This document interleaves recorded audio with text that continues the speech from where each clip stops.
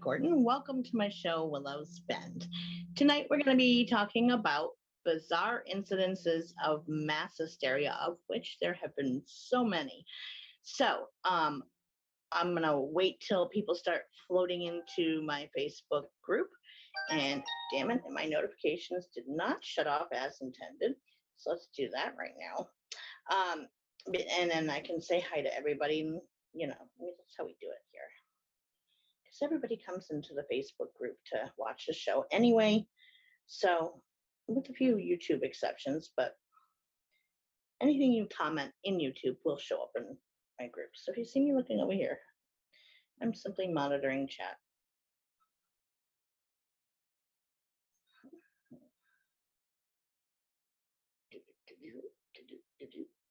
go. Now we can avoid getting kicked out.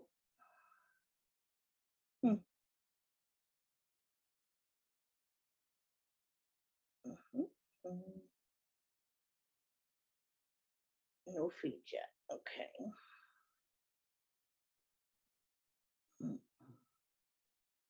There I am.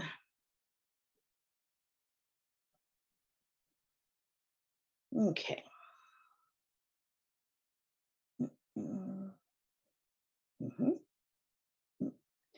Hi, anybody and anyone who is wandering in. I am just setting up chat so I can see you guys. There we go. Alrighty. Beautiful Tanya, you are the first one, sis, who made it in. Which is a surprise because you beat everybody. Like usually Cindy Miller and Sandy Griffin are always second or the first ones in typically. So you win the award for tonight. Look at my glasses on so I can actually read what you're saying.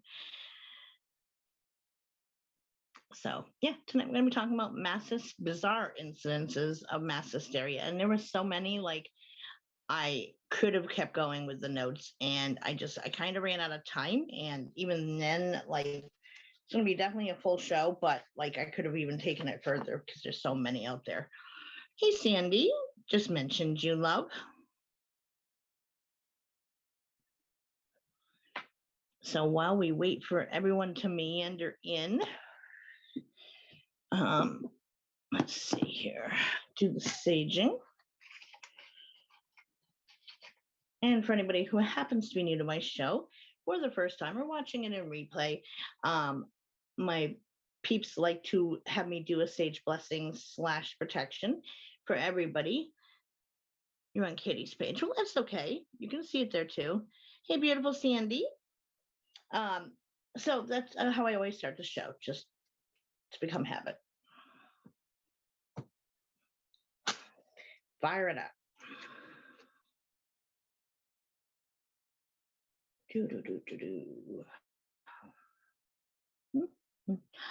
Hot, hot, hot, burning down. Okay, so with this sage, I cast a circle of protection. And Lori, for anyone who is entering chat for tonight's show live and or watching the replay afterward, may this circle protect you of any harm, negative, ill will, or energy otherwise that does not have good intentions. And may that follow you out into each and every one of your personal lives as well. And everyone stay safe out there. So I will it, so mote it be. Here we are. Let's put that back up there. Hi, Nancy. It's up there. Waiting for to see if Darlene makes it. She said she was excited, but she hasn't been to a show in ages. But the topic, I guess, grabbed her attention. So I said, she did set an alarm because she messaged me at about 1:15. So we'll see if she gets in, hopefully without issue. And there was a new member who joined today as well. I don't know if she's going to come tonight, but I added her anyway. So, how's everyone doing out there? Everyone good?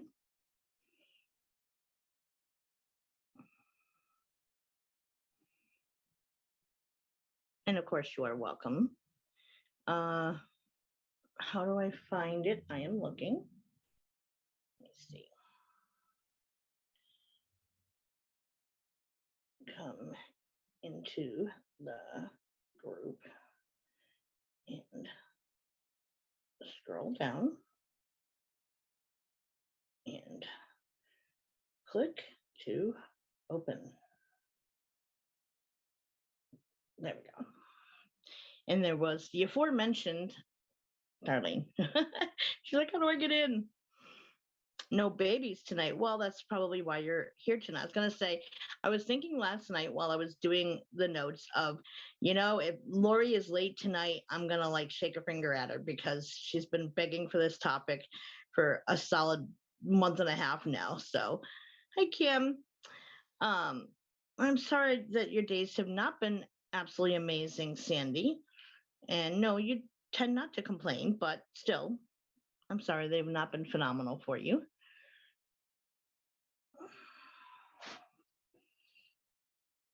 Hey, Renee, and Renee as well. So if you guys weren't here tonight, you're going to get a finger shaken at you during the next show because you guys both have been fighting for this topic for a while now. So now you have it. I'm going to close my chat is what I'm going to do. I want to fix that just a tweaky bit there.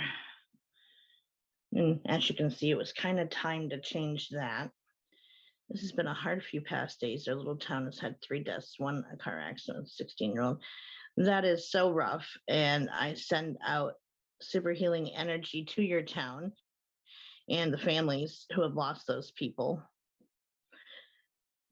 Yeah, I know, Sandy, but you also know you can reach out should you ever need to talk. So, hi, my lovely admin. How are you?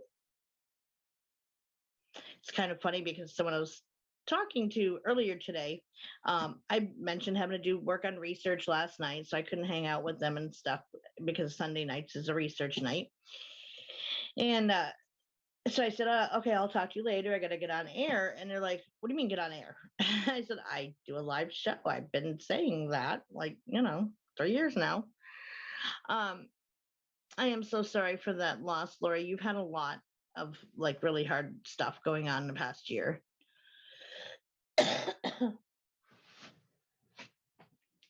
So I am sorry you lost somebody.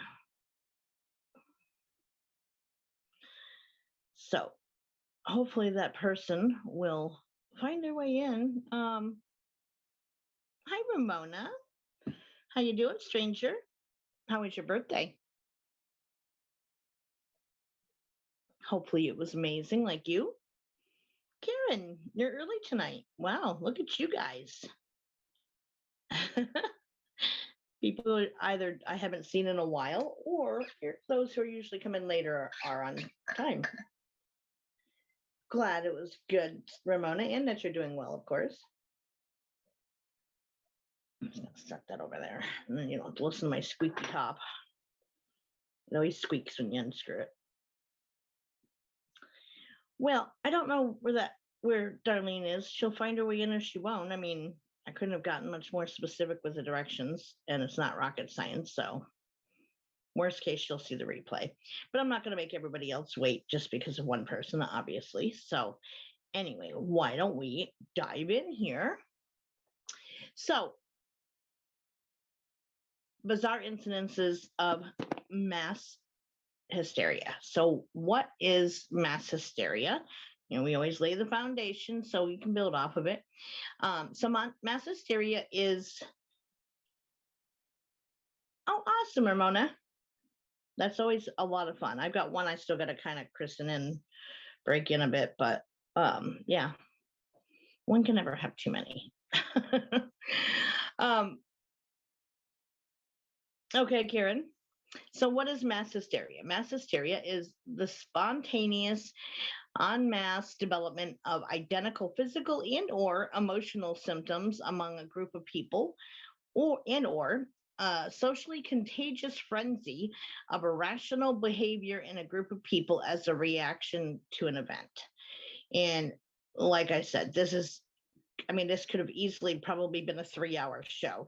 I had no idea that there were quite as many incidences out there. And by the end of the night of the research, I found one resource that had like incidences going back into the dark ages. I said I would have been handier to find this at the beginning of the night, but they are included, the bigger ones, but there's like so many out there. It's craziness.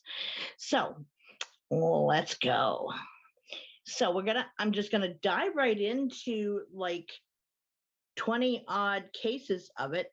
You had mass hysteria at work one time. You'll have to put it in chat what you guys experienced, because it is a thing, like, and even with like the riots and everything else that we've seen around the world in the last year, that's mass hysteria, essentially, where people jump on board. It's not their fight necessarily, and they don't even know what it's about, but they see the crowd gathering, and it's the energy of it becomes contagious, and they're out there.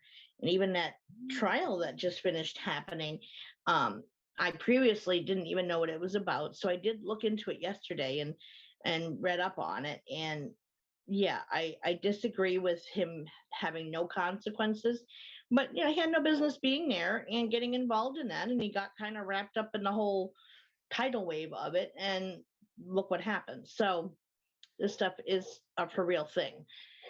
So I'm just I got a whole ton of different cases of mass hysteria to go through here. Some of them are just mind-boggling. We'll get to that. You'll know them when we come on them. So number one is the 2006 Mumbai seawater incident. Now this one, I'm not gonna lie, is nasty. It's just nasty. You'll see. So residents of Mumbai claim that the water at Mahim Creek, which is one of the most polluted creeks in India, that the water had suddenly turned sweet. One girl came to work the next day with H. pylori. I'm not sure what that is. Oh, and a girl Googled it and told everyone not to get near her because she was contagious. So everyone was being stupid about it. It figures. Yeah, Karen, there's like some of these are just disgusting.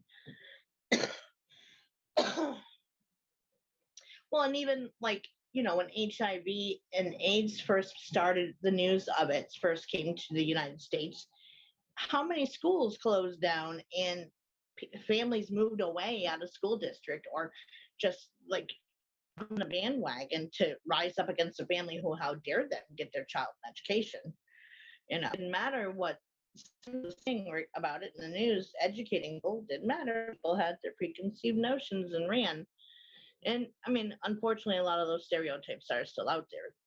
But so anyway, this creek in India, now this creek receives thousands of tons of raw sewage and industrial waste every day. Let that sink in. Thousands of tons of raw sewage and industrial waste every day. And people were claiming that the water had turned sweet. Now, how would they know that it had turned sweet unless they were sampling it? Yeah, just gonna leave that there for a second. Exactly. Very sad, Sandy. I remember those days. And, back in the day when it first became known, HIV was something that happened everywhere else, not like locally, until it was. And, but there's still a ton of ignorance out there. And forgive me, I've got an itchy nose. My allergies have been off the charts in the last 24 hours. Oh yeah, Lori, absolutely. So this creek, again, they were claiming that the water had turned sweet. And again, how would they know that if they weren't ingesting it? And thousands of tons of raw sewage and industrial waste get dumped into this creek every single day. And within hours, residents of Gujarat, I think it's pronounced, or Gujarat, something like that. That's I think how it's said. Well, the creek was polluted, like knowingly and intentionally, but someone must have sampled the water to tell that it had turned sweet. This was not information that got released by the government. They came on board after starting to hear like reports of this happening, of that people were claiming this, that the water had turned sweet.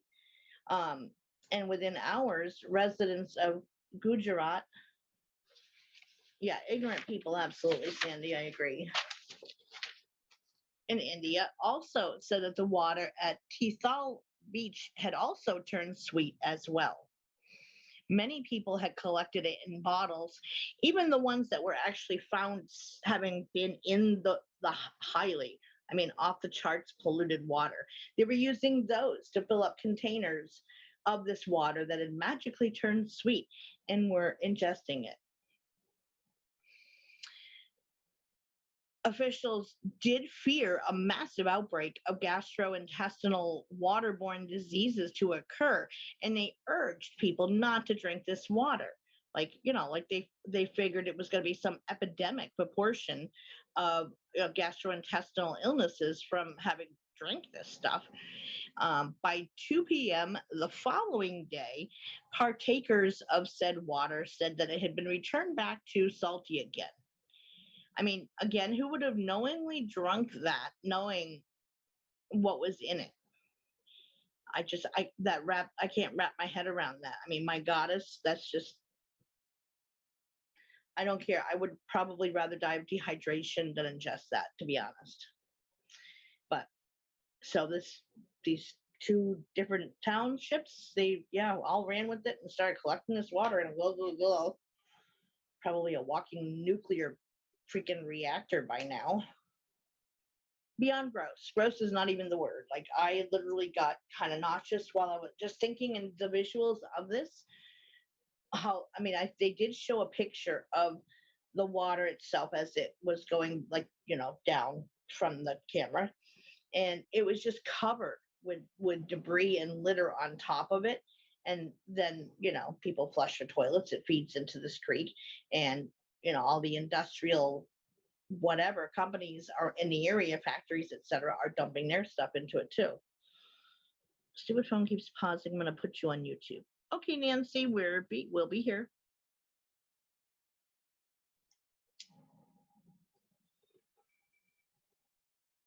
All right. So that if that wasn't nasty, we're going to go to a less unpleasant one now.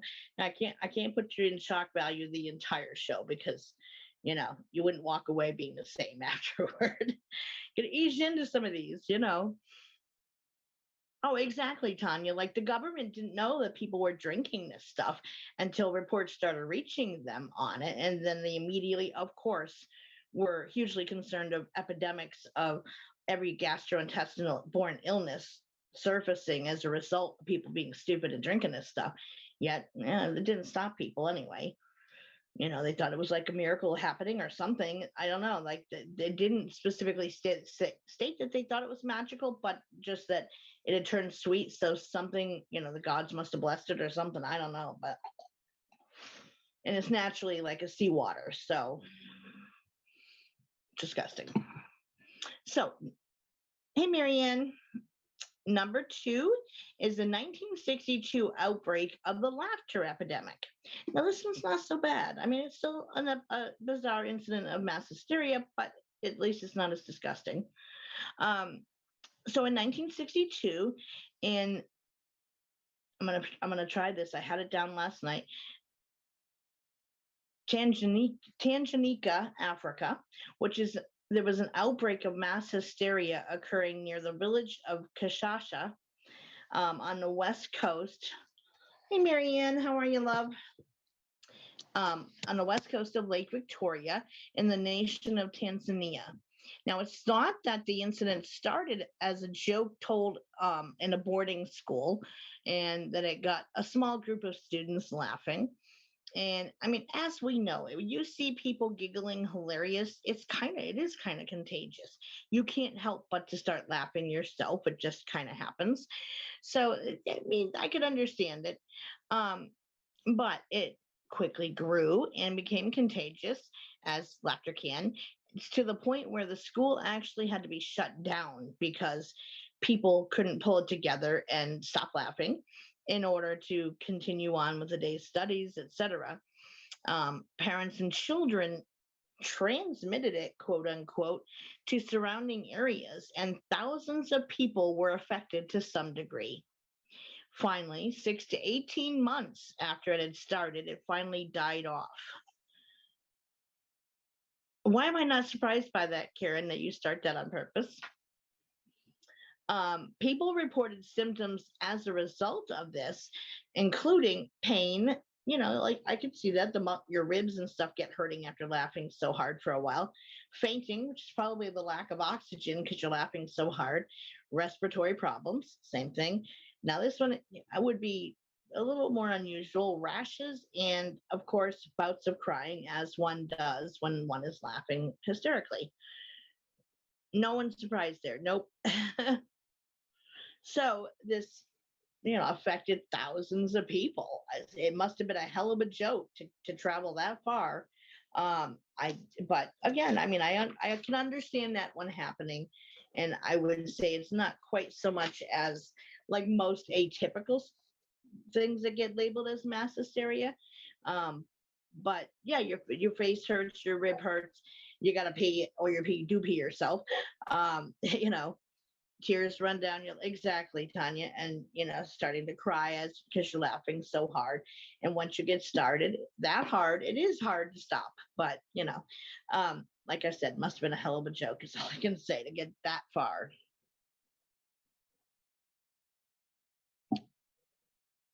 So next we have number 3, the Hindu miracle milk. Now, this one is really interesting, and there is a video out if anyone chooses to watch it, that shows it happening. So, I mean, I can see people being gobsmacked, and I don't have an explanation for it. Japan has a class just to laugh? They need to, because they're very, very serious and intense people. Right, the respiratory issue stuff would fall under that, Sandy, of the asthma attack stuff. Okay, so on September 21st, 1995, well, that's what I'm saying, Marianne. Like, the laughter is contagious. When you see someone laughing hysterically, you can't help but start with them and just laughing at them laughing so hard. And it does become contagious to where you don't even know what you're laughing at. And my guess is that's what this was. People didn't, especially since it traveled so far. After a while, I'm sure nobody could really lay claim to knowing even what the original joke was that made it so funny to start. I have a twisty 2 here. Now it's going to be what it's going to be. So on September 21st, 1995, before dawn, there was a Hindu worshiper at a temple in South New Delhi who made an offering of milk to the statue of the Lord Ganesha. Yeah, like those things always get me too.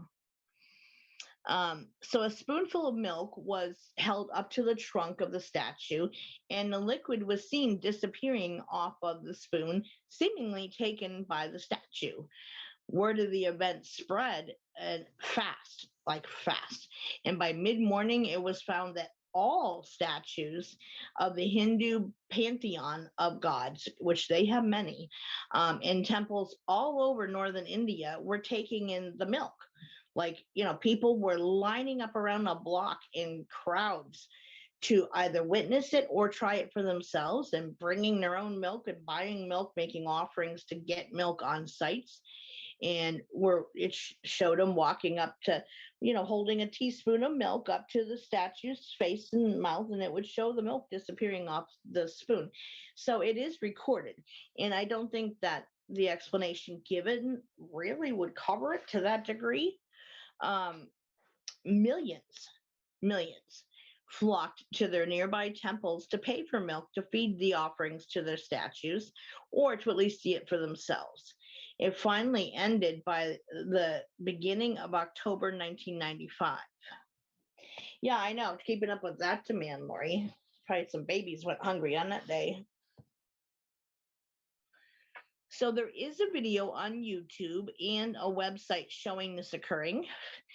So if the website for it is www.miracle.com or miraclemilk.com, sorry. And the YouTube video is under Hindu Milk Miracle, if anybody chooses to go watch it. It is out there. I saw the video. I saw it happening. The believers dismissed the idea that the milk was simply being absorbed by the material of the statues.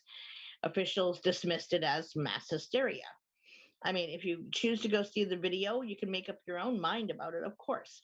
Um, I don't think it just being on that level where millions were showing up to feed a statue milk, that first of all, any material of a smaller statue, because some of them were, smaller statues, could just absorb that much milk without it either stopping happening or leaking everywhere. Um, and like I said, it literally showed it disappearing off the spoon. And a lot of those statues are finished on the outside, so they would be kind of waterproof from it just like absorbing into the material that they're made from. So I can't quite make up my mind as to what could cause that. Maybe it was a miracle. I mean, who am I to say it wasn't, of course, but it still was like, wow, check that out. So again, if you were interested in seeing the video after the show, preferably, it's www.miraclemilk.com, or looking it up on YouTube, it's under Hindu Milk Miracle. Number 4, the June Bug Epidemic. Now, I'm not sure why I got called June Bug, because June bugs don't go around biting or anything like that. And, it's not like, I don't know. You listen and you'll see. So back to 1962 again. This is a popular year. A mysterious disease broke out in a dressmaking factory in the United States. Symptoms included, page turn, numbness, dizziness, vomiting, and nausea being reported. Word quickly spread of a bug that would bite its victims. 62 employees developed this mystery illness, and some actually needed hospitalization as a result of that. Well, I know what June bugs are. We have them up here too, Renee, and they don't go around biting people. June bugs are like a beetle, at least that's what we call them up here. County physicians and experts from the U.S. Public Health Service Communicable Diseases Center concluded that it was an episode of mass hysteria. No evidence was ever found of the mystery bug. Many think that anxiety was the initial cause of the manifestation of symptoms, because most people don't like bugs, and the idea that this thing is randomly flying around biting you without knowing it, well, sure, you mess with them, but they don't, go around landing on people just biting you because. And they're pretty big. So, if there was a bunch or even one of them flying around somewhere, somebody would eventually find signs of it. And there was no sign found of any mystery bug. Nobody identified it as even being a June bug, but it was called the June Bug Epidemic. The June bug got blamed. And so I could see anxiety being the cause, because of people being, don't like bugs, and the idea that this mystery bug is dropping people like flies. Of course, that would be anxiety provoking in a person. And those can be symptoms of an anxiety attack. Absolutely. So weird nonetheless. The next one, number 5, is the soap opera Hysteria. Black flies in Canada do bite, but again, like, this is in the US, and there was no sign of any bug ever found to explain it. I mean, I'm not saying somebody didn't get bit by something, but they never found the bug responsible or bugs, and definitely nobody ever saw a June bug present or otherwise. So I don't know what it could have been, but again, the idea that you got bit by something, yeah, that could be anxiety producing, of course. So the soap opera Hysteria. There is a youth soap opera, quote unquote, in Portuguese communities that was really hugely popular, that showed basically the adventures of typical Portuguese youth.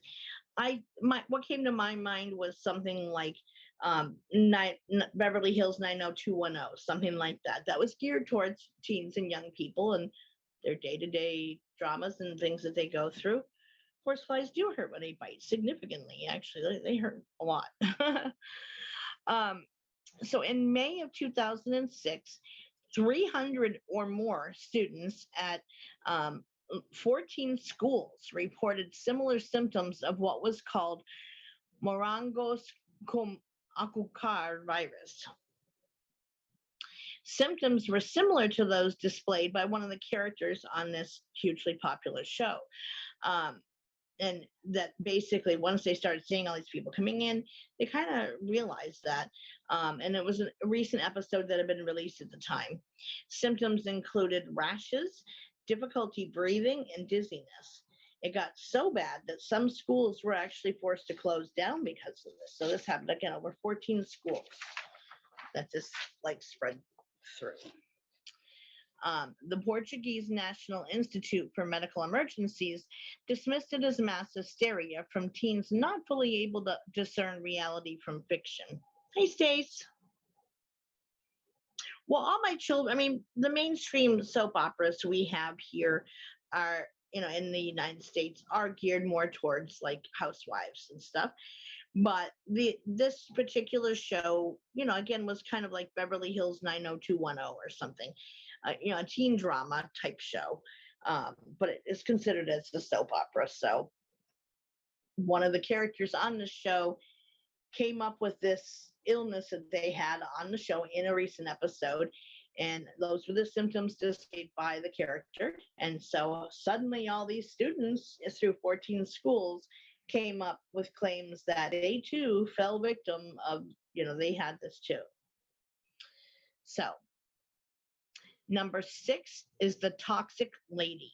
Now this one, I have heard about this one. I believe it was even Karen would probably recognize it too because she watches this also. Yes, Melrose Place is another one. It was shown in a episode of the the Info Show? Is that what it's called, Karen? It's another show that's on YouTube and Facebook, and it's done kind of cartoon style, but they presented this case, and then that's where I first learned about it. So when I came up upon it in the research last night, I was like, oh, I know this one. So in 1994, a woman by the name of Gloria Ramirez was rushed to the hospital in Riverside, California, suffering from the effects of cervical cancer. Contact with her allegedly sickened several hospital workers. The medical staff, infographics, thank you, Sandy. The medical staff that had attended to her while she was brought into the ER, they all began feeling ill and eventually fainted. Gloria's body, they said, exuded a fruity and garlicky smell, and her blood had these weird flecks of some strange substance in it. Once they did blood work on her to, see what was going on for her, there were more women affected than men. And the health department ended up issuing a statement after their investigation that those who had become sick were suffering from mass hysteria. Now, my question here is, how likely, or I would say unlikely, would it be that amongst emergency room trauma staff, I mean, these are highly trained professionals used to keeping a clear head and focusing and dealing and meeting the needs of any patient that comes in under any circumstances to handle it. Where would they suddenly lose their damn minds and go off and start, having mass hysteria occur as a result of interaction with the patient? That makes no sense because many different communicable diseases come in through an ER at any given time, and you don't see that happening anywhere, never. And my question would be more of what was accounting for that smell coming from her body, and what were those weird flecks in her blood identified as? Right. Yep. That's what I said, Renee. So those are questions I had. As a professional, I would be asking those questions of where would she be different than if it was genuinely mass hysteria? Where would it be different from any other patient who came in a trauma situation? Well, that's what I'm wondering, Lori, because, that again, those mysterious flecks is all of the research said, of what was in her blood. It didn't identify them as anything. It didn't even, in the statement issued from the local health department, nothing was mentioned about either the smell coming off her body or the flecks in her blood. So I think it had something to do more, because again, ER trauma staff are trained to keep their heads and deal with whatever is in front of them to help the patient survive and get out of trauma. And so having them just randomly start dropping like flies, that doesn't happen. So there's something more to that one, I think, that we hadn't been told, but what it is, I don't know. I've never heard of a situation where that has happened before among anywhere in any emergency room staff that has encountered any illness, disease, or otherwise, or injury. So I have no idea what would answer those questions, but those are my questions of it. Things that make you go, So moving on, number 7, one of the best known incidences of mass hysteria is War of the Worlds.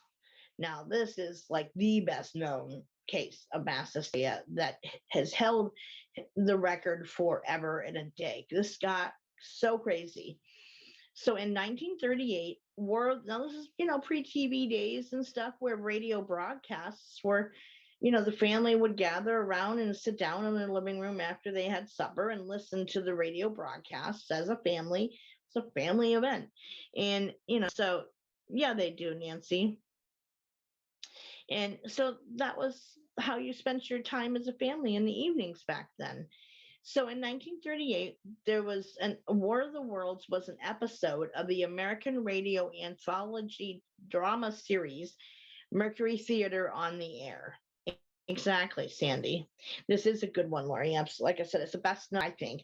And it still is referenced today and is pertinent. So it was the Halloween episode that aired October 30th, 1938, and was adapted by Orson Welles, who directed and narrated it. And it was from H.G. Wells's novel, War of the Worlds, titled the same. But it was done in a real world, very valid, real way, to where they had different people playing the parts of news reporters and different people on the streets, etc. Anxieties were high already nationwide leading up to World War II, of being attacked by outside forces. So people's minds were already kind of primed for this, and nuclear bombings and stuff, and the threat of all of that. There was a movie made of it, absolutely, Sandy. Had Tom Cruise playing in the lead role in it, the most recent version anyway.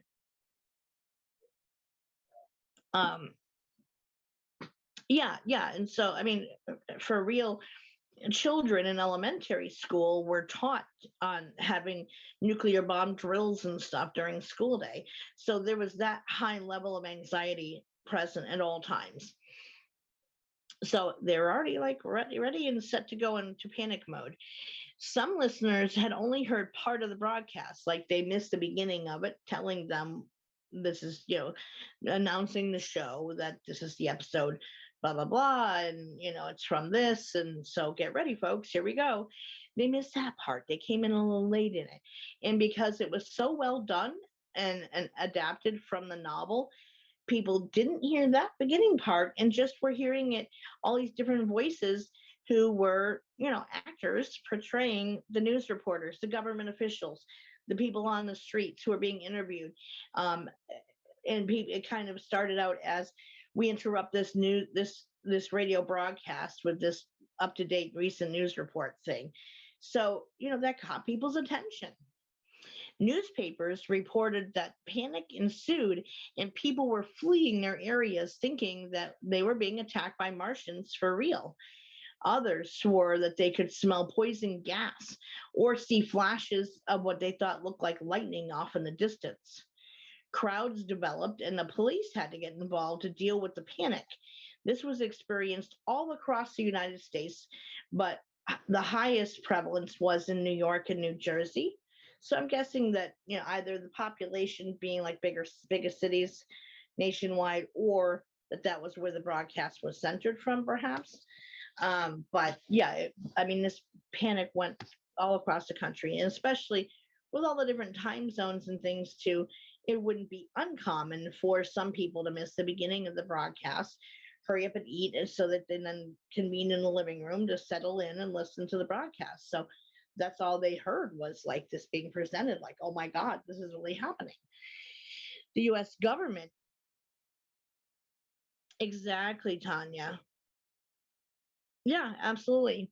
The US government actually hired a research group who cited this incident as the reason for the government to deny all the multitudinous sightings of UFOs throughout, that time period onward to now. They cited this research article. Now, I did try to look it up, the research, group and so forth, and it wasn't coming back on any hits I put out for it. But I do remember hearing about it several times. Um, it was something like the Brandenburg Report or something like that. But this incident is what kept the government, not telling us anything all this time, because it showed we can't handle it. But again, I think it has to be taken into account that times have changed, and back then, again, it was a different time frame. People's mindsets were in a different place. We as a civilization have been have grown numb to horror filled things through mainstream media, through social media. We're used to seeing those things, even though they may be unpleasant to look at, and just like the horror movies and things like that that have been released since then. I mean, it's come up, society has come quite a ways since then. But back then, again, no TV, no social media, no internet, anything else. So radio was really, the main way families got their information. So I could see that tripping people off. Um, but yeah, they still cite that to this day. And even now, there's not going to be a full grandiose disclosure because, I mean, whilst they've started coming forward and saying, yes, we have seen innumerable things that we can identify and define logic, they're not going to come out and fully say everything because they think we can't handle it. Despite how different society is now from 1938, there's still that concern, or it's used as an excuse, that people can't handle the truth if it were just fully disclosed. I beg to differ, and I argue that yes, we can handle it because there has been such a desensitization to anything like that, that shock value. It takes so much more to shock us now than it once did.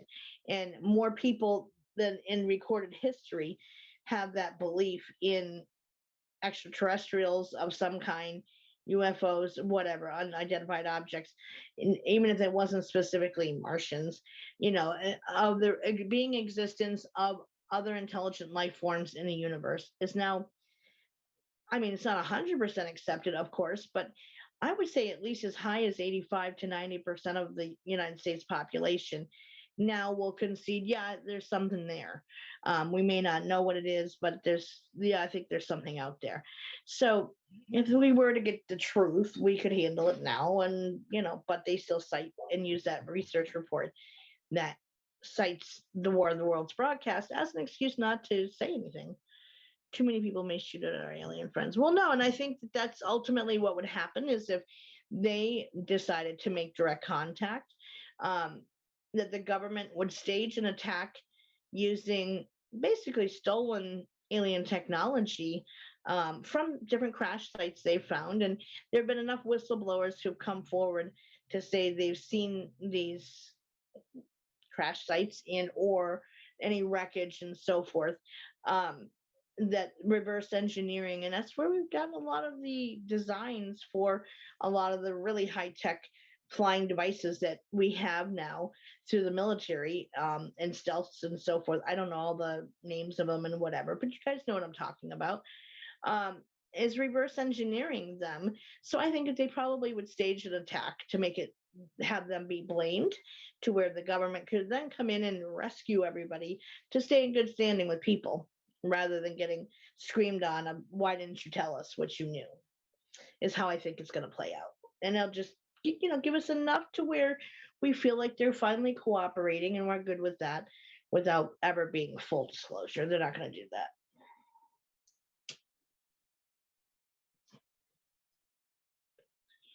Okay, so the next one is called The Monkey Man of Delhi, India. And a funny aside, so near me here in upstate New York, there is a township called Delhi, spelled the same, but it's pronounced differently. And so I remember when I first moved to this area of New York and started hearing about this town. I've never lived there, but I know where it is. And my mother still called it Delhi. And I kept saying, no, it's not Delhi, Mom. It's Delhi. We say it differently. It's not the Indian city. I don't know what she just said, and I don't know if I'd have to leave chat for a second. I know she's still trying to get into the show because she really wanted to very badly. She messaged me yesterday about it. Let me see if I can share this with her real quick, guys, because she's like really upset that she can't get in and find me. I don't know where she's having trouble, because really all you got to do is come into the group. Like, we're right there.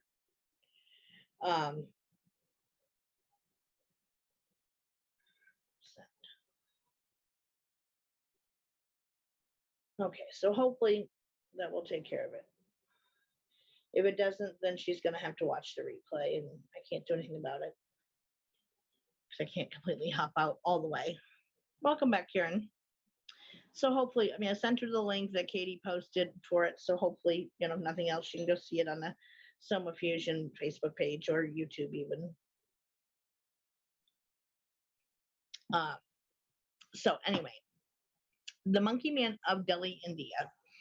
So in May 2001, so more recent, reports began coming in regarding a strange monkey-like creature appearing at night and attacking people. Eyewitness accounts of this cryptid, which is, really what it would be considered.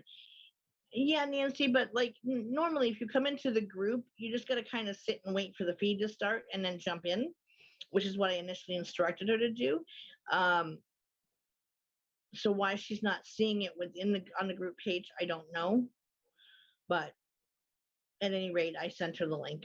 If she makes it in, if she will. If not, my hands are tied. So people started reporting this cryptid, and reports were often inconsistent. I'm thinking maybe because they happened at night,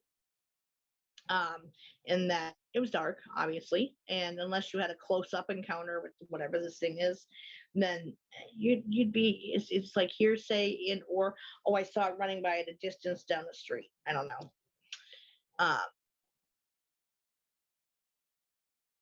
That's what I was saying, Nancy, is she can watch the replay and so it was described to be about 4 feet tall or 120 centimeters, covered in thick black hair, a metal helmet, and the drawing they showed online of this thing was like, it had like, like those, I don't know what they're called, those metal, like army helmets type of things, like the round ones.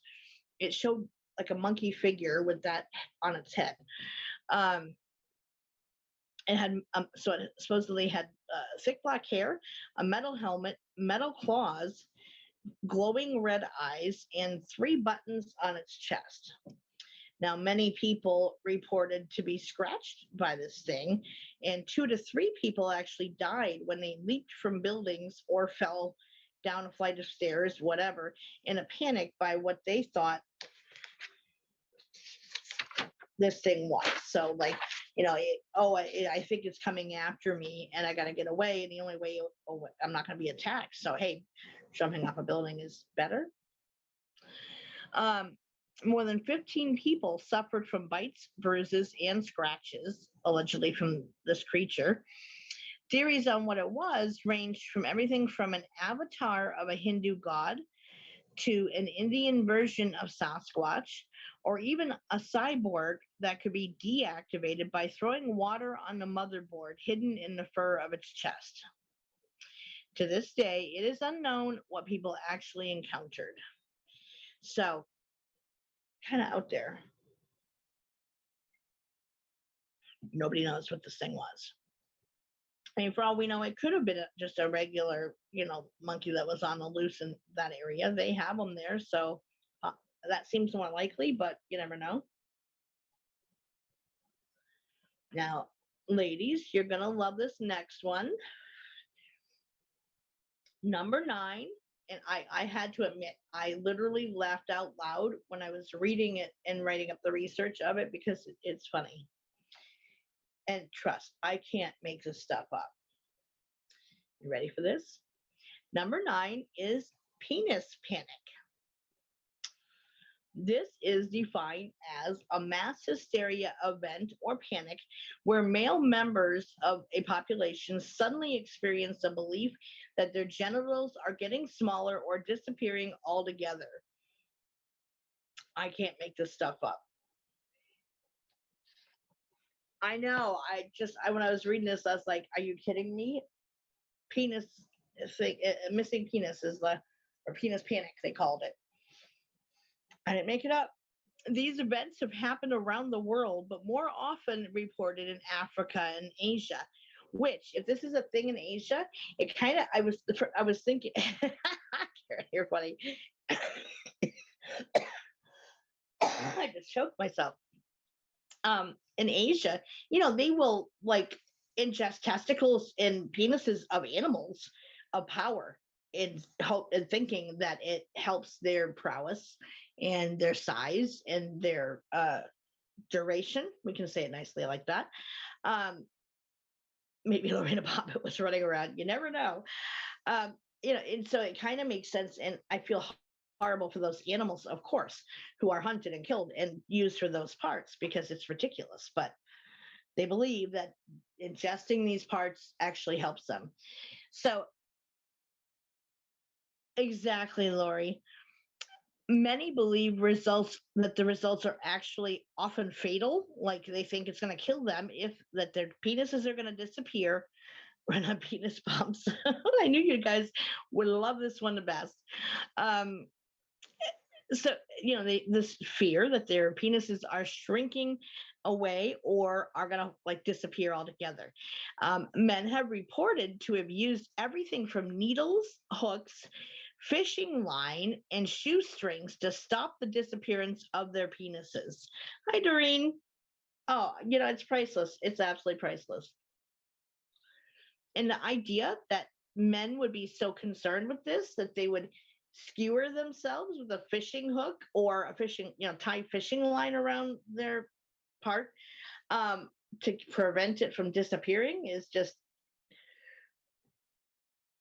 it happens apparently. So in 1967, there was an epidemic that struck Singapore that resulted in thousands of these cases reported by men of penis panic, that they were going to lose their penises or have it disappear or shrink to such a degree that they can't use it. Hubs is asking, I'm laughing at. You should share it with him. I understand being sensitive about that or them equating their manhood to their male parts, but even that's like taking it way too far. So the penis panic was a valid thing. Sandy, apparently not just when it's cold. And yeah, that little turtle went back in its shell, I guess. Wow. We're going to leave that one there. Now, this next one is equally amusing, just the visuals on it. That one probably takes the cake out of all of them, but this one's a close second. This is the case, number 10 is the case of the meowing nuns. Hi, Sandy. Yes, you heard correctly, the meowing nuns. In 1844 in France, German physician and writer Justus Friedrich Karl Hecker wrote about this and he kept a journal on it. Epidemics in the Middle Ages, he wrote, and I quote, I have read in a good medieval work that a nun is in a very large convent in France began to mew like a cat. Shortly afterward, other nuns also mewed. At last, all of the nuns mewed together every day at a certain time for several hours together. The whole surrounding Christian neighborhood heard with chagrin and astonishment this daily cat concert, end quote. Eventually, police put together a bunch of soldiers and they went to the convent entrance, and the nuns were told that they had rods with them and that they would, quote, continue to whip them until they promised to not meow anymore, which did get them to stop. There's been many accounts of people of biting nuns, right? I know. So there have been other accounts throughout Europe of biting nuns, barking nuns, profanity spewing nuns, and rolling around naked in the muck nuns. None of this, none of that. Modern day authors believe that emotional and spiritual deprivation was the root of it. Now, that said, so back then in the Middle Ages and so forth, if you were a young teenage girl, you happened to turn up pregnant, rumors were spreading that you had lost your virginity and were like doing extracurricular things, we'll say it nicely like that, or just didn't have any valid suitors available who were interested in them to line them up for marriage, were sent off to a convent, and they were forced into a life of deprivation of everything, losing a sense of self. They lost, they were punished severely if these vows that nuns took were forced on them, whether they wanted it or not. Their families just like gave them there and dropped them off and walked away from them forevermore. And so these young girls were like, they didn't even get to experience life. I imagine that would breed a lot of aggression in people over time, built up over just remorse over what they didn't get to experience in life, but also anger at how could my family abandon me like that, and having this stuff forced on them and this lifestyle that they didn't want, they didn't ask for. So in that respect, I could see where that could lead to kind of a rebellion at some point, where they're just going to say, screw it, I'm going to do whatever I want, I'm tired of this, and having them act out. So that's kind of my spiel on that, is that this was, it was female subjugation at its height, in a very highly male dominant society. I mean, we know, let's be honest, we know we live in a male dominated society. And yes, much has changed since then, obviously. However, overall, it still is a male dominated society. Yes, more and more women than ever before are holding positions of power and authority and are showing the men that they are equally or more capable in many instances for being treated fairly and equally paid the same, etc., can do whatever they want to and set their minds to. I mean, hell, that's what Soma Fusion is all about, is empowering people. I mean, not just women, but it is mainly women, to be their best and go their furthest and strive for more, raise the bar higher. So, we have come a long way, baby, on that stuff. But back then, those options weren't available to young women. So I could see them saying, to hell with this, and getting naked and going and rolling around in the muck. It's my kind of nun. Yeah, no, I mean, it is. They didn't want them to be sexually active, or if they didn't have, because in a lot of those places too, women or families would have a dowry for the bride. And if nobody was lined up for them or showing interest, or arranged marriage couldn't be arranged, well, hey, send them to the convent and, I wash my hands in my kid. Stupid men and their penis panicking. It's all like interrelated, and men being threatened by women and their power and authority and their capability. If we can create new life and bring it forth through our bajayjays into the world, well, you know what? We can pretty much accomplish anything. So, there was the next one is the number 11 is the writing tremor outbreak. Now, this one isn't as exciting, but it was considered a mass hysteria event. So in Europe, in 1892 and again in 1904. Yeah, absolutely, Lori. A 10-year-old girl had experienced uncontrolled trembling in her hands. The tremors spread to her body, and 15 other students eventually suffered the same. I mean, what the girl suffered could have been a seizure event, if it spread through her body. That kind of sounds like a seizure to me. A similar epidemic affected 20 children in Switzerland, in Basel, 12 years later, and another outbreak happened involving 27 students. In 1905 to 1906, about 237 children were affected in Germany. So, of course, monkey see, monkey do amongst children, and if they see it's getting attention, well, they may jump on that bandwagon. There was never anything medical shown to be the culprit. Although I will say, back in 1892 and 1904, those types of neurological disorders, if it was one, they weren't, as known about and as understood as they are today. So, exactly, Tanya. You can have, petit or grand mal seizures, and they can be brought on by a number of different things and triggered. So sometimes even stress can trigger a seizure. So, I think that was what it probably was for the initial 10-year-old girl. May have been the first time she ever had one, or one that got noticed. But again, all her peers see, hey, she's getting attention, and so I want to jump on that bandwagon. So number 12 is the Blackburn fainting of 1965. Even running seizures, exactly. There are a mad ton of, and caused by a mad ton of different things. So, they're still learning more all the time now, over 100 years later, the mechanics behind seizures within the brain. So, watched this show last night, and a girl had a seizure disorder, and they thought she was demon possessed. Yes, that was the movie. Actually, was it the Possession of Emily Rose or something like that? It was called.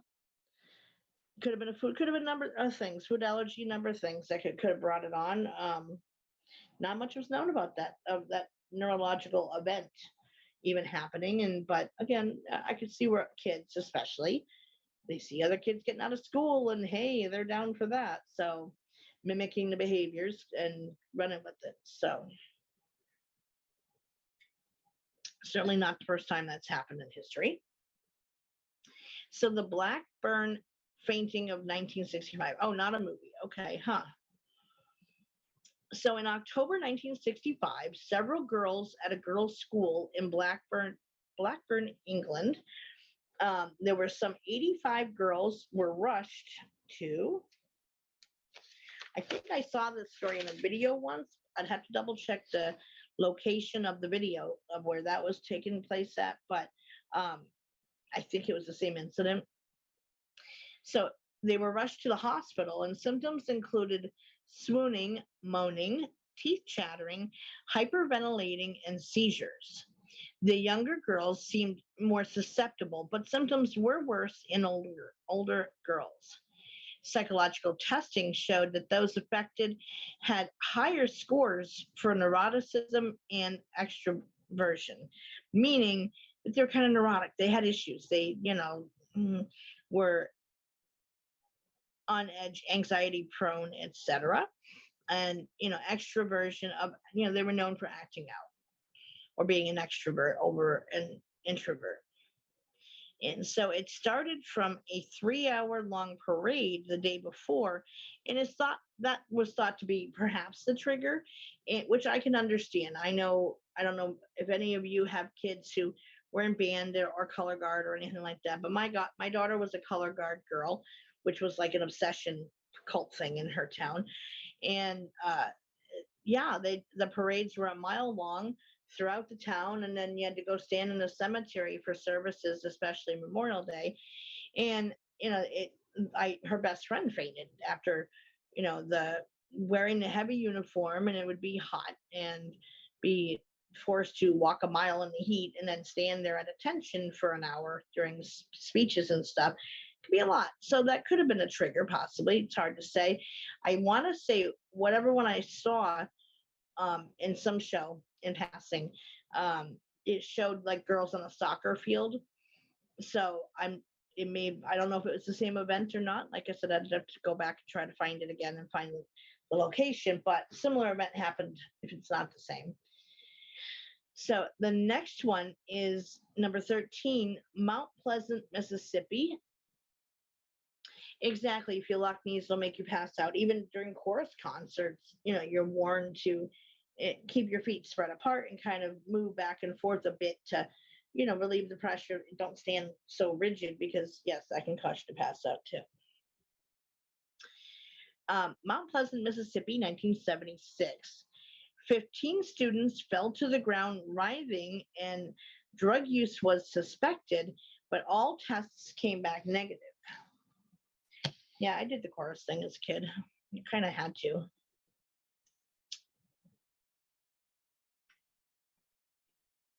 At one point, 900 students stayed home for fear of being hexed, quote unquote. So apparently, if they had a fear of being hexed, they suspected witchcraft involved. 1976 is pretty recent for something like that, kind of a panic to run through the schools, but apparently those stereotypes must be alive and well in Missouri. I mean, it is Bible Belt country, so you never know.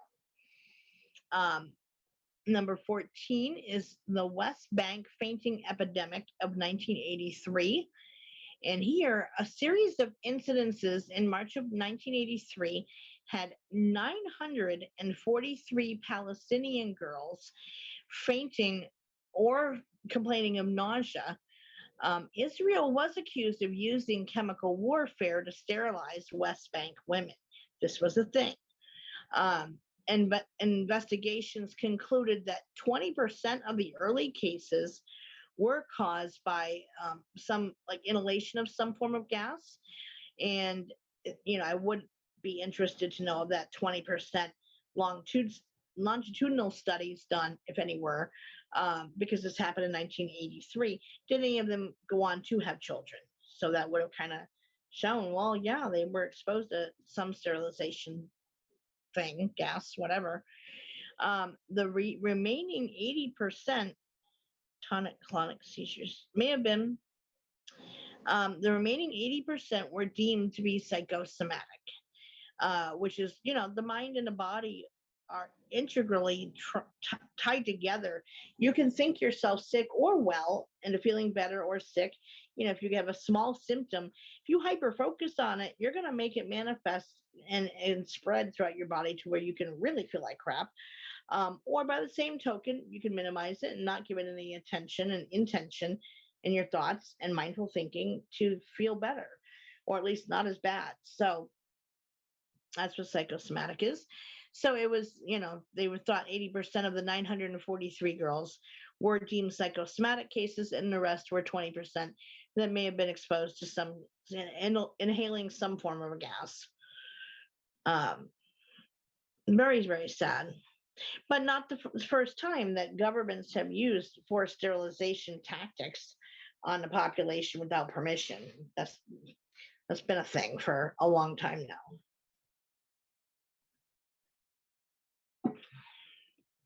So number 15 is Mexico City, 2006-07. It says Q says, hi, hey. Even back then they were hailing to the Georgia Guidestones population reduction. By the way, every organ can replenish themselves. Yes, they can. But not everyone has a belief in that, so. China was bad for that. I mean, the US has done it too. Don't let them fool you. And, there are incidences where that was done. And in more recent times where human testing on things or doing things like that are more easily caught, they've taken them to other countries that, like typically in South America, that, it not as close of an eye is kept on their activities. We'll say it that way. So in Mexico City, between October 2006 and June of 2007, near Chalco, there was which is like a working suburb of Mexico City, mass hysteria resulted in more than 500 teenage girls at a Catholic boarding school were afflicted with difficulty in walking, being feverish, nauseated, and being partially paralyzed. They just wrote it off as mass hysteria. And that's all that was said about that case. And I couldn't find anything else on it in any other site, just that mentioned.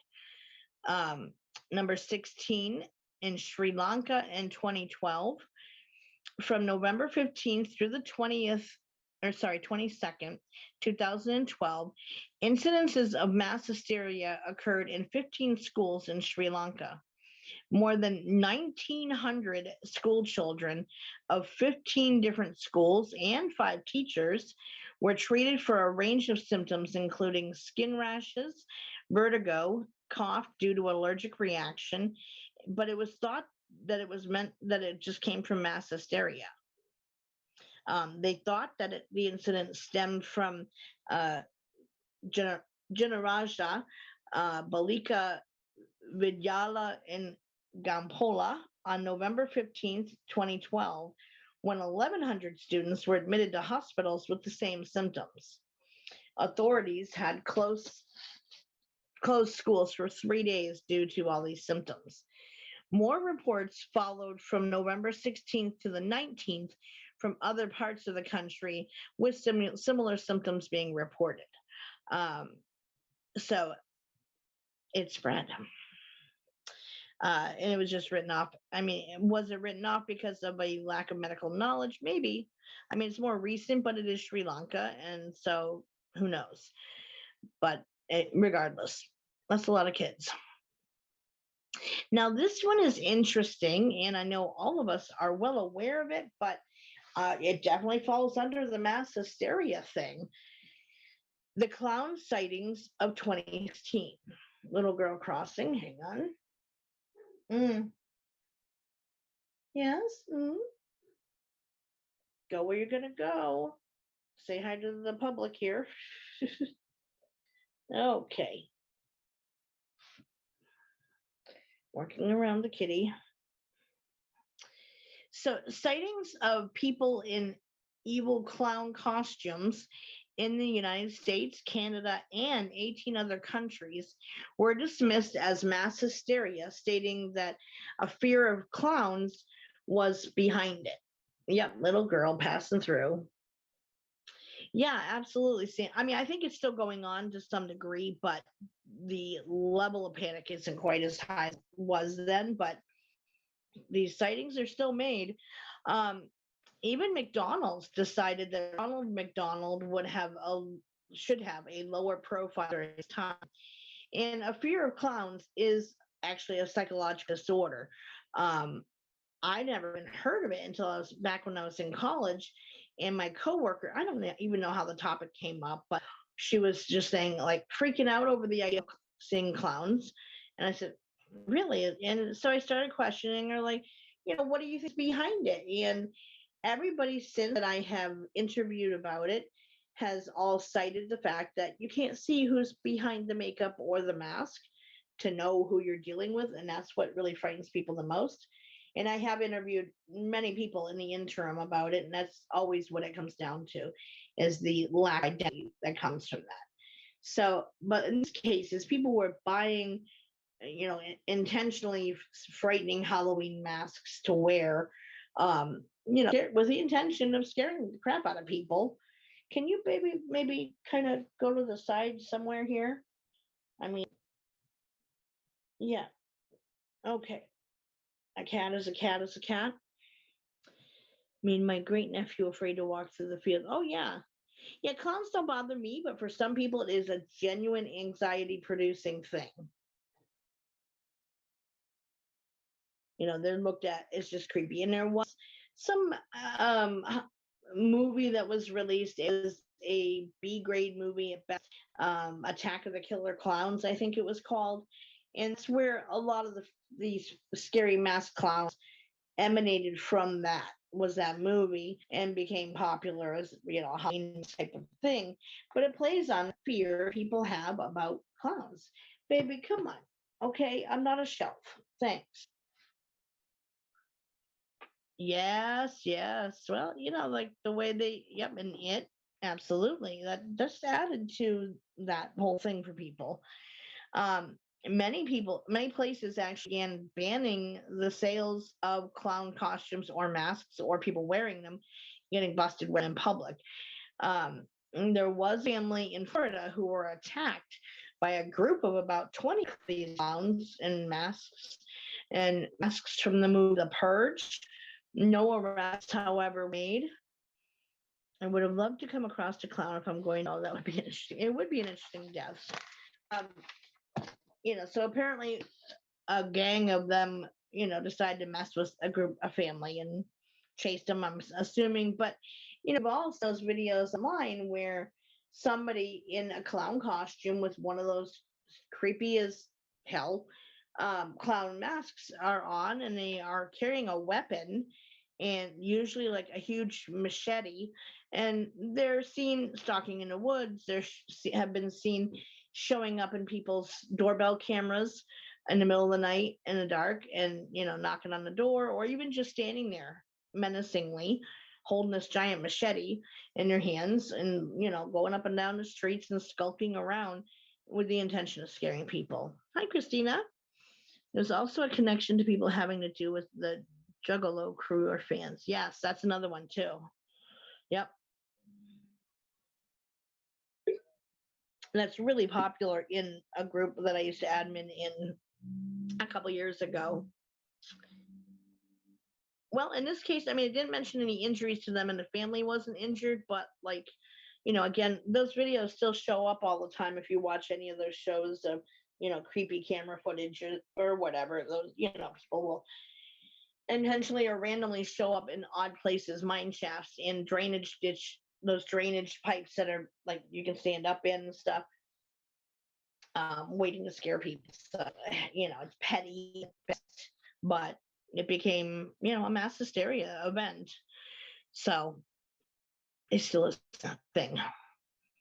Many people, actually, like everyday people, took baseball bats to the streets going on clown hunts, which is, that mob mentality is scarier than having someone be stupid enough to stalk people carrying a machete down Main Street. That's worse. But the mob mentality that would get incited in these clown hunts, of course, could also be very equally dangerous for both sides. If someone's carrying a machete and you're only armed with a bat, even if there's more of you, they could get in a couple of good whacks there before it's said and done. So but it happened.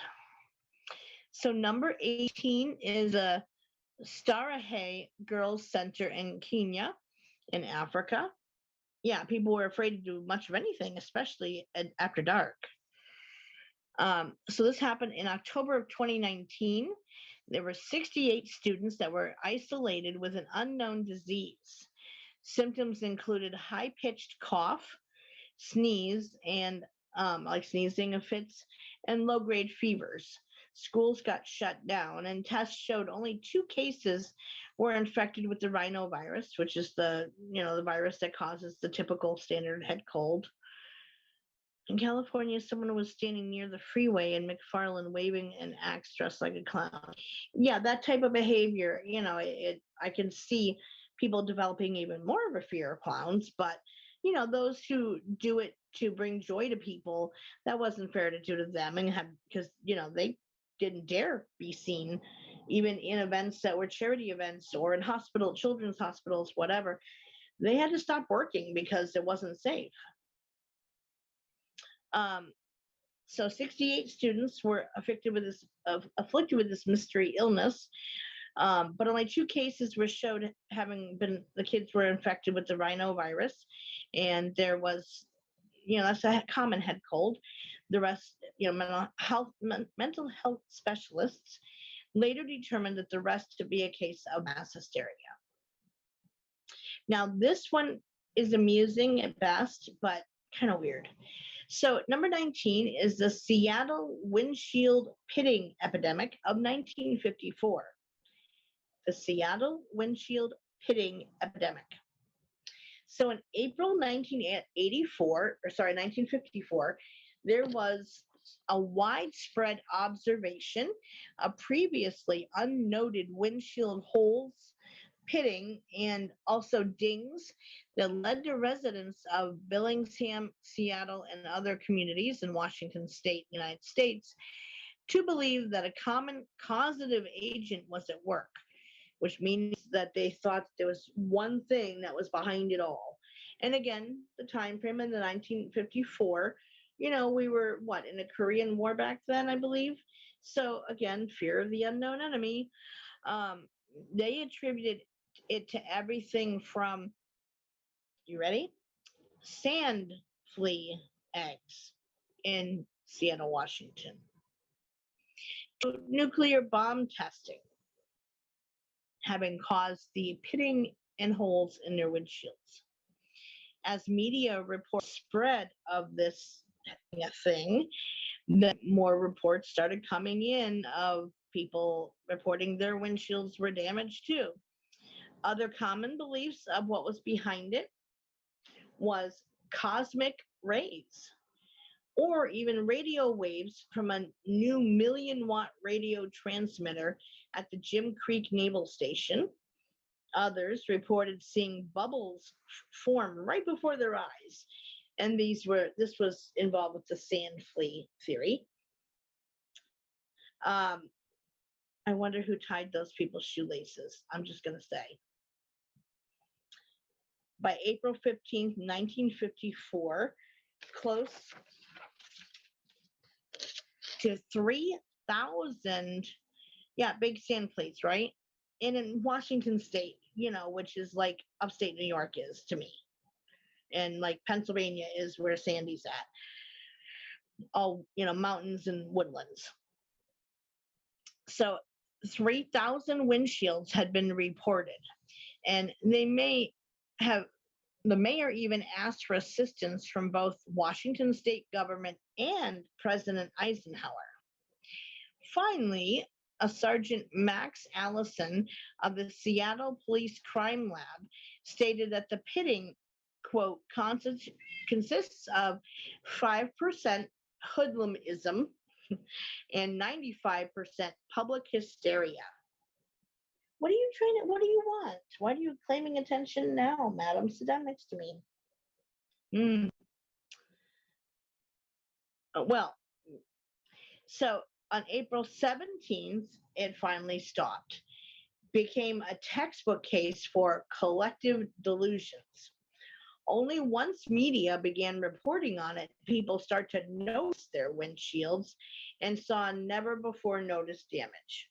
Like, it had been there and nobody bothered looking that closely at their windshields. But once they started hearing about, their neighbors, etc., having these pitting and holes and whatever, oh my God, you can watch it happening from those damn sand fleas, attacking my windshield. Again, makes you wonder who tied these people's shoelaces. That's a nice way I'm going to say it. Right? Exactly, Christina. But again, we all have things like that in our windshields where they're just natural dings and little, scratches, etc., that happen when you're driving a vehicle in front of you, kick stuff up, whatever. It damages your windshield. It wasn't anything new. They didn't notice it even until their local news reporters started reporting on it. And then they were kind of like, oh my God, look at my windshield, and claiming to see the bubbles forming before their eyes. That's just kind of crazy. From sand fleas of all things, Honey, what do you want? I am doing a show. You are interrupting. You're channeling Jake now, aren't you? You're gonna give me a boob kiss there. She does nose boob kisses. So yeah, it finally stopped once the sergeant came forward saying it was either 5% hoodlumism. Hoodlums were a thing back then in 1954, and the rest was all public, hysteria. So, and finally, the infamous witch trials that covered Europe and, well, it covered the globe really, but the highest concentration of deaths happened in Europe. What we had here in the US was really low. Yeah, she doesn't normally ask for it this time of day, Sandy, as far as her canned food. She's so used to me giving it to her later at night. It's never now. It's like an attention thing. Once in a while, she'll wake up and just be like, "Mom, there you are. Hi." And get demanding attention as cats can do. So I have done shows before on the witch trials that happened globally. We've covered that before, but for anybody who happens to have missed it, I'll give some of the statistics again. So I thought it deserved honorable mention to wrap the show with, because a lot of people lost their lives over plain ignorance.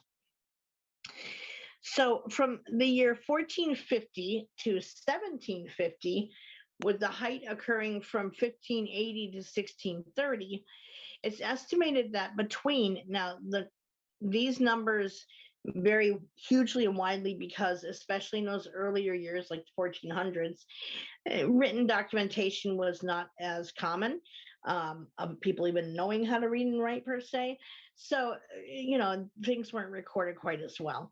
So the true numbers are unknown, but it's guesstimated that between 14,000 up to 100,000 people were executed in Europe for allegedly being a witch.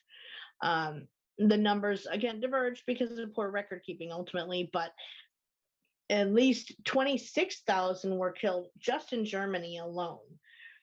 19. She's a free. I always free feed my animals. The canned cat food, no, but she has dry food accessible all the time, 24/7. So, and I think it's just attention she wanted. Jake was the canned cat food person. Puppy. He knows what I mean. So 19 were executed as a result of the Salem witch trials in the United States. Yet that's what most people hear about, are the numbers from the Salem witch trials, which is in comparison to up to 100,000 people. While it was horrible that those 19 lost their lives unnecessarily and never should have, and there were, many, many more who were in prison for the rest of their lives before their case even came up on the court dockets to be heard. But 19 compared to 100,000 is a drop in the bucket. But any lives lost towards that was a horrible thing. These were, yes, definitely way more in Europe. And it came from Europe, as the Americas got settled and stuff, even though the British and so forth came here to escape religious tyranny, those religious beliefs still followed those people, and freedom of religion wasn't really a thing. You were either a Christian, a practicing Catholic, or you weren't. And if you weren't, and you weren't willing to denounce any other beliefs you had, you were, automatically accused of witchcraft. And it very much was born of children acting out. And, these were senseless deaths born out of ignorance and fear of persecution for oneself.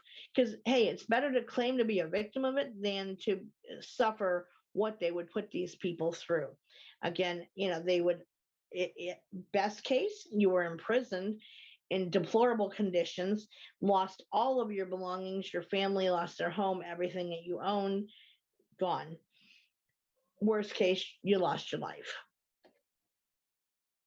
Maybe in mass hysteria that affected the girls from the Salem trials. I think it wasn't originally, however, from there it took off, where people would accuse other people to save their own asses, basically, to protect themselves from having the finger pointed at them by an angry neighbor, whatever, then, it was better to claim they showed up in my dreams and they were trying to get me to do this, or, hey, I saw them doing this, and so they're the witch, rather than have it turned around and pointed at them. But it's definitely the best known case of mass hysteria that's in all of history, that has had the highest death count. I mean, like we talked about in the show I did on that stuff, the law wasn't gotten rid of even here in the United States. And I mean, somebody was, I think it was 1964, something like that, as recent as that, 1950s or 60s anyway.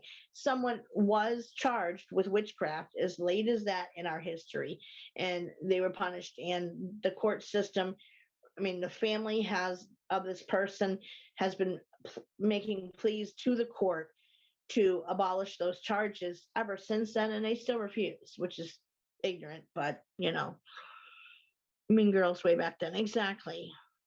For Salem, it was ergot poisoning. The fungus was growing rampant in one grain. That was suspected as being one cause, but it mostly had to do with religious tyranny.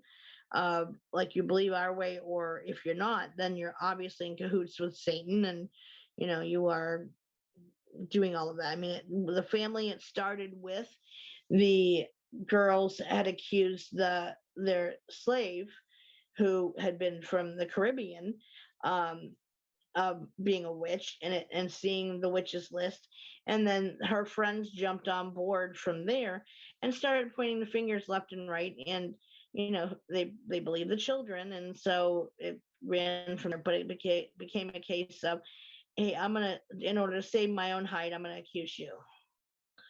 So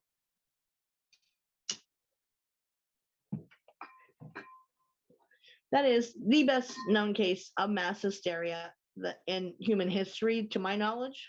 And again, I could have done at least 10 more of these cases. Well, I mean, there were, smaller ones, of course, that kind of just got mentioned in passing, and others that had big write-ups, but this was by no means the entire comprehensive list. But I knew by the time we wrap things up, it would be at least an hour and a half to 2 hour show. So speaking of Satan, the people on my new town page think I'm a Satanist. If anyone needs me, I'll be in the closet.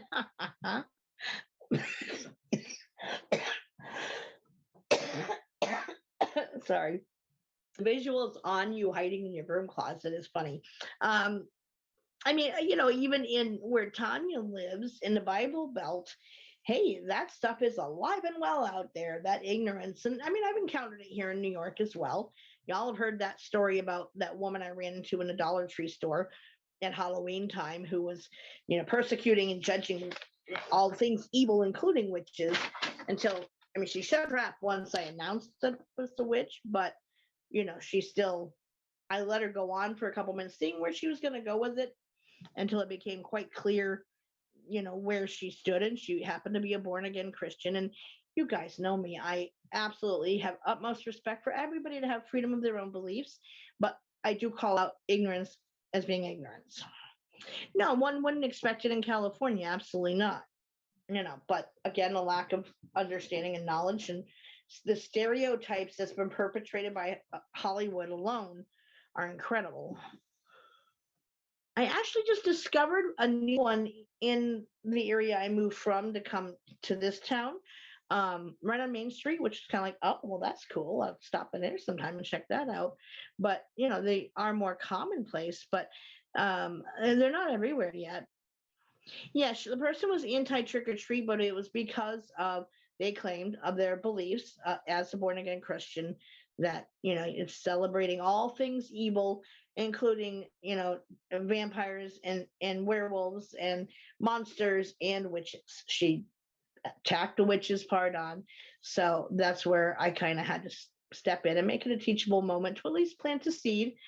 And I wasn't quiet about doing it. I didn't whisper to her. I didn't raise my voice shouting it, of course, to make a scene, but I knew those around me could hear me, and my voice carries. You guys know that too. And so, I had to kind of say, yeah, guess what, lady? I'm a witch. Boo.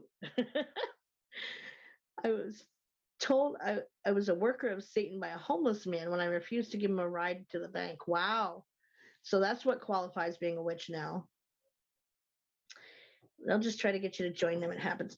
Yeah, it absolutely does, Karen. I mean, they see that as their main job is to convert people, and if that's their job as a good Christian is to go out and convert people. And every belief system has extremists. We know that, and so that's also why I don't ever show disrespect for anyone's beliefs. And if you want to live a life of ignorance, well, that's your choice and that's their path. And who am I to say, yeah, I'm going to be just as bad as they are if I'm judging them for holding those beliefs versus, not. And I simply told that woman, like, maybe go out and actually learn more and read up on what constitutes a witch so you have a greater understanding of that. But I'm a witch.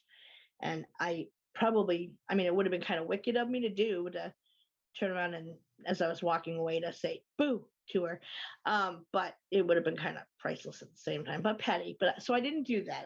I upheld my standing and held my head high to, walk out like a boss, but, try to teach her. Been invited to covens almost every time I go to the metaphysics shop. Oh, yeah. Yep. Yep. Mental illness is horrible.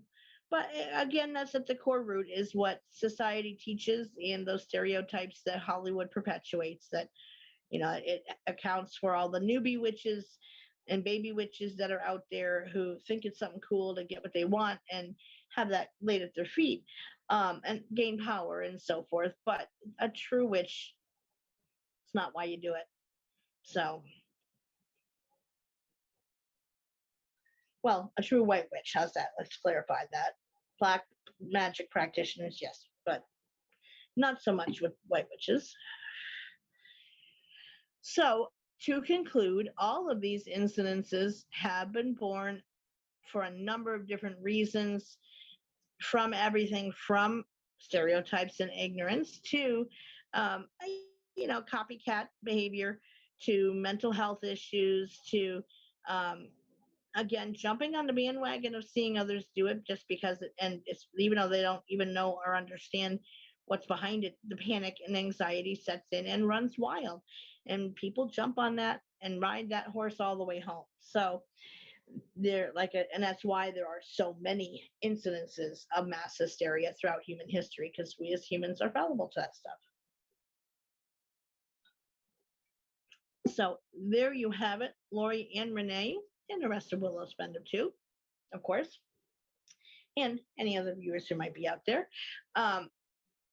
Bizarre incidences of mass hysteria. Now, the next Willows Bend is going to be on November 29th, at 8 p.m. as always, of course. Thank you, Lori. Has anyone heard a dog whimper? I have. I mean, not here, but oh, you mean you've heard it during the show? It may have been Jake. When I am tuned in to doing the show and presenting, my gifts are off, so I don't notice stuff as much. I mean, when she was acting up, I said, "Are you channeling Jake?" And that may have kind of brought him in, but I didn't actually hear it. When he pops in and out, actually a lot of times I feel him here, or when he would stare at me from behind or across the room and I wouldn't be looking directly at him. You feel that stare boring into the back of your brain. He was notorious for that, especially if food was involved. So he knows now he doesn't need food to get by, but that draw to it is still there for him. So he's here whenever I'm prepping food, making food, eating food. Yep, cat food. Yep. He still shows up when he guilt trips me when I have to throw out any leftovers of her in the trash. I will hear him say, "Hey, no," things like that. And yeah, so he's around. My boy hasn't fully left me, which I knew he wouldn't, but he's around a lot, actually. I mean, of course, I still terribly miss his physical presence, and I have my moments still. I mean, it's just been a month since he's been gone after 12 years of being with him every single day. Of course, I miss his physical presence, and there's times I can get teary-eyed, and if I see a video or something, oh God, it's game over. But overall, because he's still here so much, I still feel him. So, all right. So topics for next week. Now, I did add some new ones this week because we were down to just one to give people a choice. I mean, I know you guys don't really care what I cover as long as I cover something, and I know that, but I like to give you guys choices. What the group is about. So, we had the leftover from last week. We had weird, unexplained things from around the globe. The Pied Piper of Hamelin was suggested by somebody last week. These are mine I added that I found in my travels this past week. The Cobb family haunting. No, I'm glad you were here too, Lori. The Valiant Thor, not the superhero comic book character, but this is something completely different than that. And 1-800 Golf Tip Line Mystery. Still crying. It's been 3 years since I lost my familiar. I'm just Mookie's slave. She's Hubs' familiar. Yes, she is so not a familiar. I haven't had one in several years, but yes, I still miss mine too. And I lost him back before she came. She's been with me for, God, I can't do timeline stuff. Best guess, about 5 years now. I can't do timelines anymore. But I think it's been about 5 years. And she's not. My cat Jada is. So if you ever see the name, even with my email, JadaCat1 is my username because that was for him. So, weird unexplained things from around the globe. The Pied Piper of Hamelin, the Cobb family haunting, the Valiant Thor, not the comic book character or superhero, or 1-800 Golf Tip Line Mystery. That one was really weird.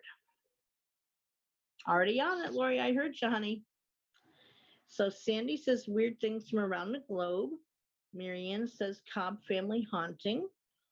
Sandy says weird things from around the globe. Tanya says unexplained things. Karen says weird things. And Golf Tip, that was really a strange case. Like, I can't explain it. That's all I'll say. I know it has an odd title to it, but it was what would happen when people called into that line. Let's put it that way. I don't want to give too much away. Okay, Nancy says Cobb family haunting. Renee says Cobb family haunting. Lori says Cobb family haunting. Christina says weird things. Kim says weird things. So we got 15 people watching. So there's 5, 6, 11, 12. The odd title got me.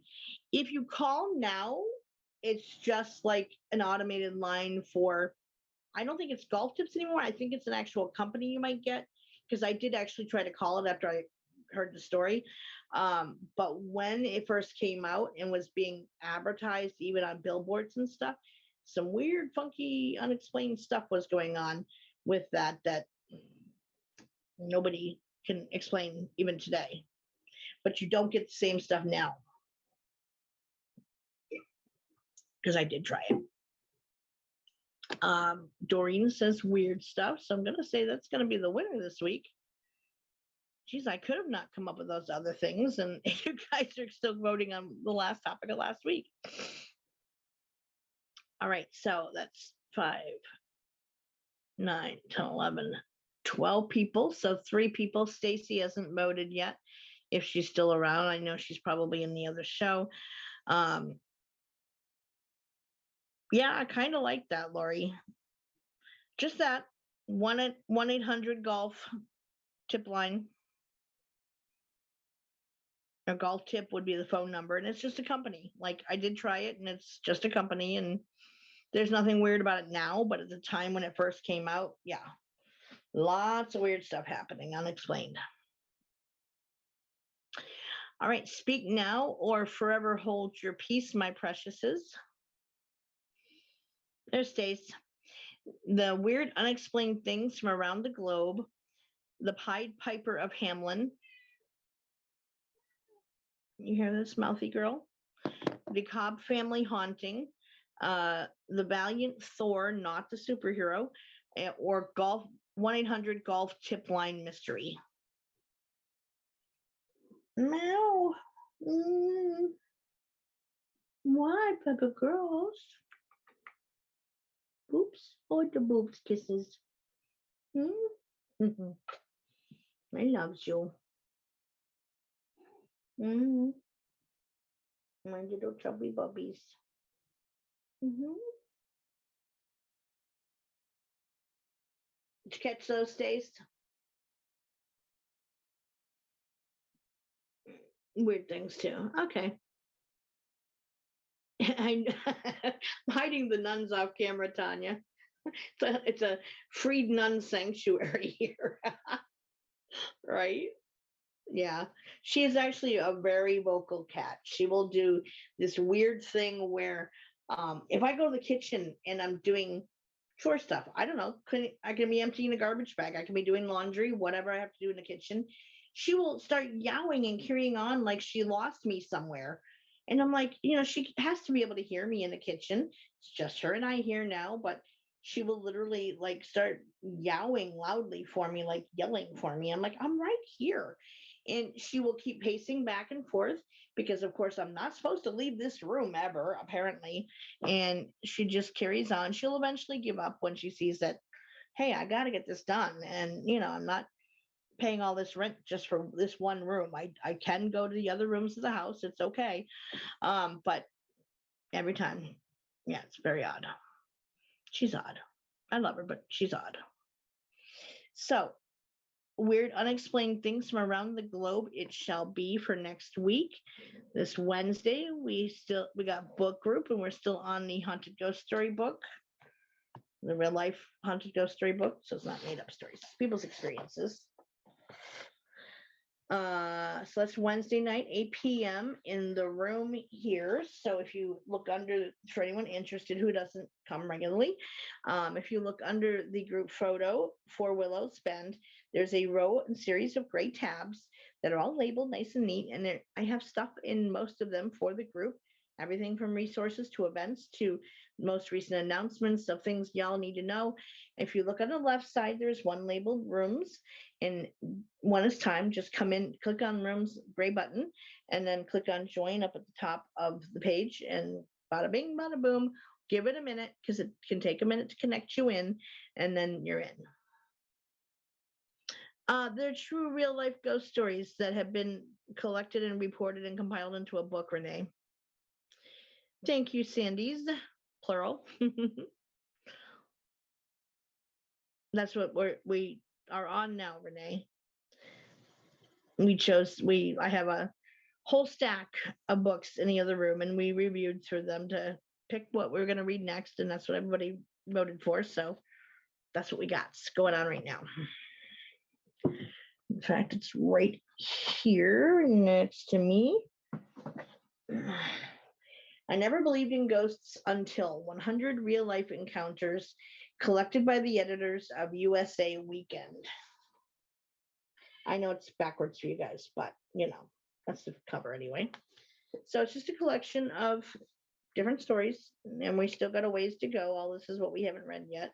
So it's just personal stories that people wrote into this paper, and we did go a little lighter. Yeah, definitely, because the Edgar Casey material was proving very difficult to follow, and kind of like sitting and reading the Old Testament for 5 hours. Oh, it wasn't backwards to you guys? Okay, well, that's on my side. Well, I'm glad you could see it. Yeah, Edgar Casey was like sitting and reading the Old Testament for 5 hours, which if you are that devout, that's great, more power to you. But deciphering them, yeah, it was difficult for a book group situation. So we switched, went a little lighter, because it doesn't have to be a spiritual natured book for a book group just because the group itself is more spiritual in nature. Yeah, it is, you're going to learn something no matter what we're doing, and we're spending time together as a family. So that's matters about it. So, if you happen to learn something out of it, cool.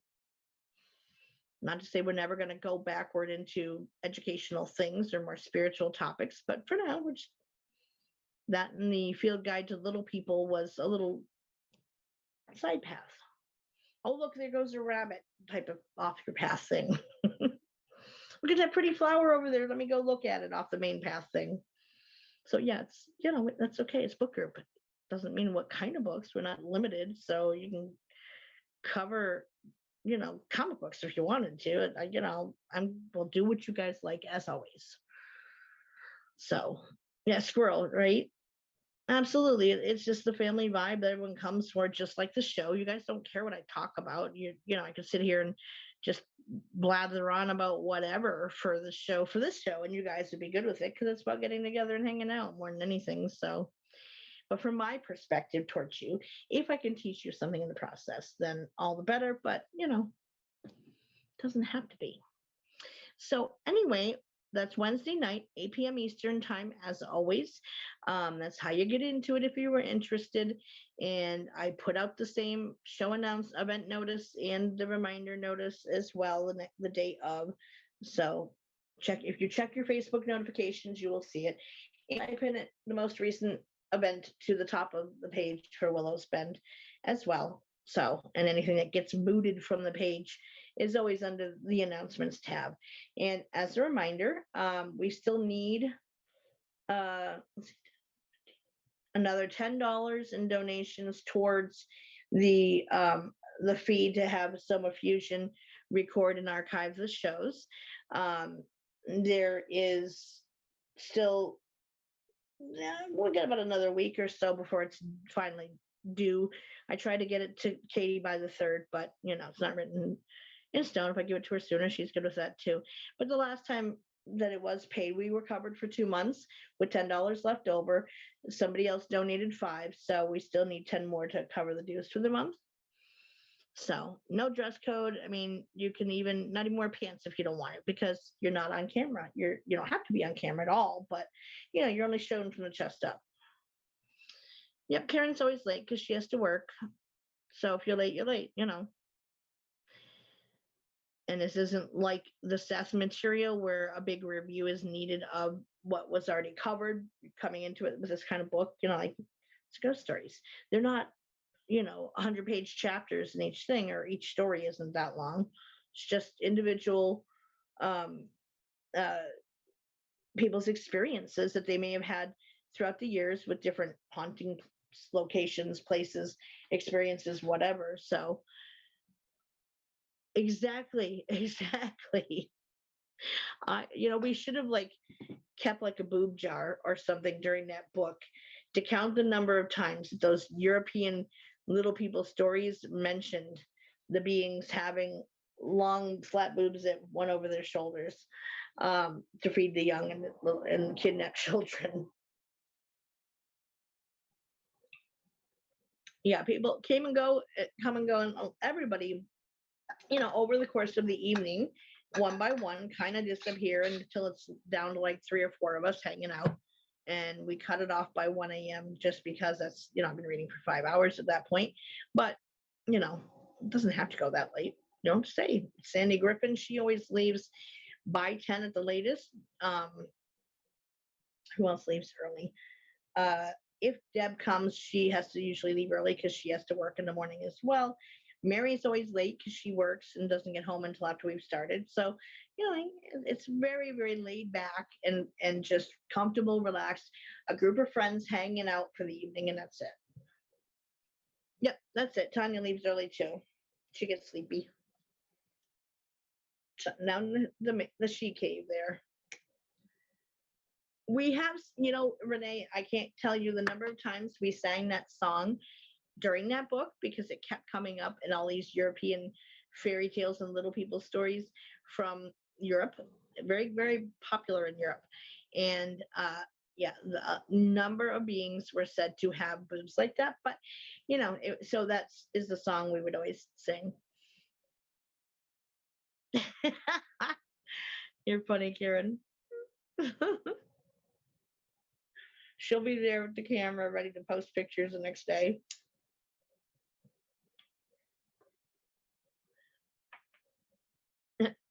So on that note, my lovelies,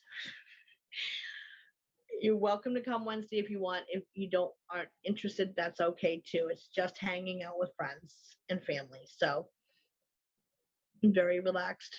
Half the time we end up spending getting off on side topics and discussions of whatever, it's fair game. So all good. So on that note, there you go, Lori and Renee. There is your topic finally at long last. And everybody else, hope you enjoyed it. And I will, with that, say goodnight and thank you all for coming. And I will see those who are interested Wednesday night and the rest of you around Facebook land.